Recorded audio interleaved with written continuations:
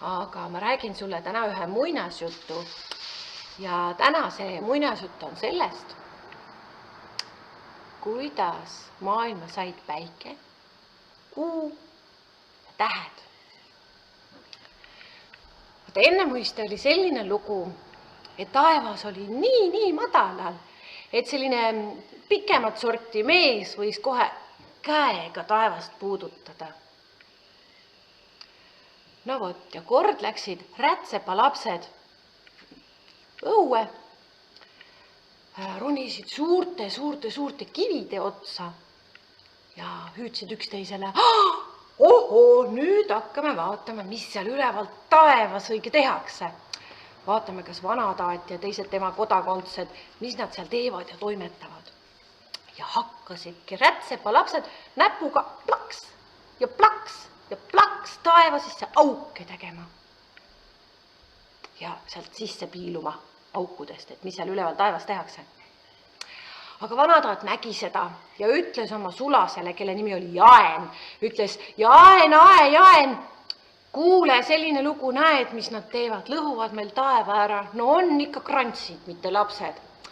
Ei tea, mis me nüüd küll tegema peaksime? See on ikka üks päris hull temp taeval, kohe mitu auku sees.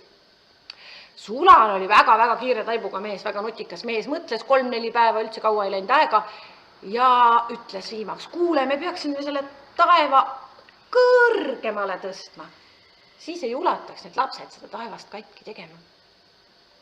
Aga selle aja peale, kui vanataat nüüd selle plaani üle mõtles, et äkki taevast kõrgemale tõsta, oli tal juba viha läinud üle nende rätsepalaste vastu ja ütles, las see taevas jääb, no lapsed on lapsed. Aga vot siis ühel päeval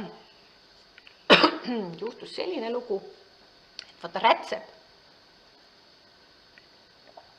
kes kogu aeg istub ja õmbleb, tavaliselt istub rätsepa istes, temal püksi tagumik kulus väga läbi, puhta auk tuli sisse. Mõtles siis, et paneb pükstele paiga peale, otsis riiet, ei olnudki teist, juurde ostma. Kraapis kokku kõik oma krossid ja sentid ja kopikad, mis tal seal kõik olid. Ikka ei jätkunud riide ostmiseks raha. Siis tuli rätsepale hea mõte. Rätsep läks ja lõikas taevast kääridega paraja tüki, õmbles endale püksi tagumiku külge. Paraja ümmarguse tüki lõikas. No vot, nii oligi. Aga mõned päevad hiljem juhtus, et rätsepa naine avastas, et tema seelikusse kah pepu peal hakkab auk juba tulema, sest et ta käib palju kirikus ja kirikus on kõvad puupingid ja seal nühib kohe seelikusse augu sisse. No ega midagi, kasutasid sama nõksu, läksid, lõikasid kääridega taevast, paraja tüki välja ja paikasid seeliku ära. No nii, aga siis nägi seda vanataat. Taevas, augud, pisikesed augud, mis rätsepa lapsed näpuga tegid. Suur ümmargune auk, mille rätsep oma püksi pepu peale võttis.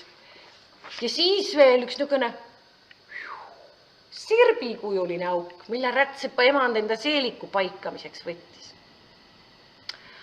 Vanataat mõtles, mis ta mõtles, aga ütles, kallis sulane Jaen, nüüd on meil vist tõesti sinu nõu järgi vaja talitada, on meil vaja taevas kõrgele tõsta.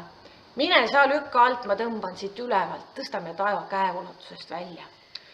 Tõmbasid ja vinnasid ja pingutasid ja saigi taevas nii kõrgele, nagu see meil tänapäeval on. No vaata, aga taeval olid ju augud sees, eks ju. Väikeseid augukesi, üks suur ümmargune ja üks sirbikujuline. Augud tuli ka ära paigata. Aga vaata, vanataadile ja Jaanile ei olnud seal parajasti niisugust ilusat taevasinist riiet. Neil oli üks kollane riie. Nad paikasid selle kollase riidega taeva ära. Ja võt nii saidki taevasse tähed ja kuu ja päike.